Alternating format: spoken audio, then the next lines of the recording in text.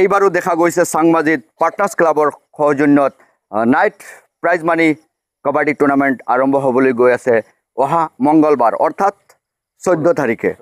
যিহেতু ইতিমধ্যে আমি দেখা পাইছোঁ চাংমাজি পাৰ্টনাৰ্ছ ক্লাব সাজু হৈছে আৰু এইখন খেলপথাৰত আমি আহি উপস্থিত হৈছোঁ আৰু প্ৰথম পুৰস্কাৰ আৰু দ্বিতীয় পুৰস্কাৰ কিমান আছে আৰু এই ধামাকা খেলখন আৰম্ভ হ'ব 14 তাৰিখ অৰ্থাৎ মঙ্গলবাৰে।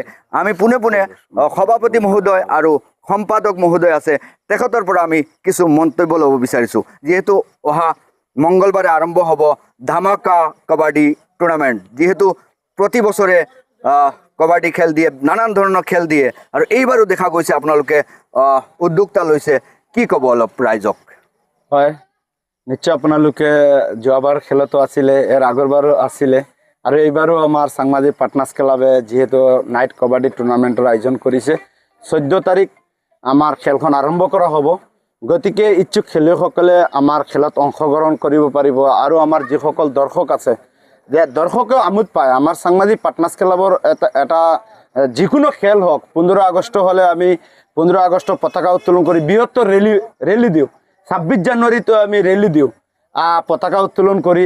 গতিকে চাংমাজি পাৰ্টনাৰ্ছ ক্লাব, চাংমাজি ই ৰিক্সা চালক সন্থাৰ সৌজন্যত বিভিন্ন ধৰণৰ খেল ধেমালি চলি থাকে আৰু এইবাৰো আমি যি কাবাডী টুৰ্ণামেণ্টৰ আয়োজন কৰিছোঁ, লগতে আপোনালোকে নিশ্চয় দেখা পাইছে ট্ৰফি।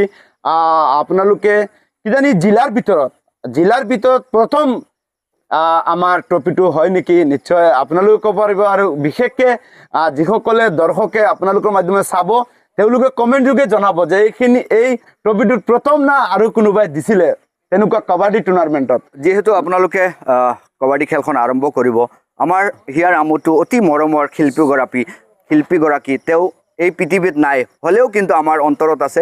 তেওঁৰ শ্ৰদ্ধাঞ্জলি অনুষ্ঠান কেনেকৈ আপোনালোকে পাতিব? চাওক, শ্ৰদ্ধাঞ্জলি হাজাৰ হাজাৰ মানুহ হ'ব। আমি সকলোকে আহিবলৈ কামনা কৰিছোঁ। লগতে চাংমাজি জুবিন এক্সপ্ৰেছ যিখন নাও যোৱা আপোনালোকে দেখা পাইছিলে, সেৱাগাৰত এখন নাও খেল হৈ গৈছিলে, সেই নাও খেলখনো চাংমাজিৰ জুবিন এক্সপ্ৰেছ নাওখন, তাৰ পৰাও চাংমাজিৰ খেলুৱৈসকলে জিকি আহিছিলে। সেইখন নাম দিয়াৰ লগে লগে সেইখন নাও কিজানি নিজিকা নাও জিকি আহিছে। কিহৰ কাৰণে? আমাৰ মাজত জুবিনদা অমৰ হৈ আছে। তাৰ কাৰণে যিখিনি বস্তু জুবিনদাৰ নাম দিলে মানে আজি হাজাৰ হাজাৰ মানুহে, নলবাৰী নহয়, গুৱাহাটী নহয়, আপোনাৰ তিনিচুকীয়া নহয়, জুবিনদা সোণাপুৰলৈ যাওঁ, আজিও দেখা পাইছে হাজাৰ হাজাৰ ল'ৰাসকল তেওঁলোকে কি কৰিছে, ৰেলী দি গৈ আছে। গতিকে জুবিনদা আমাৰ মাজত সদায় আছে আৰু সদায় থাকিব।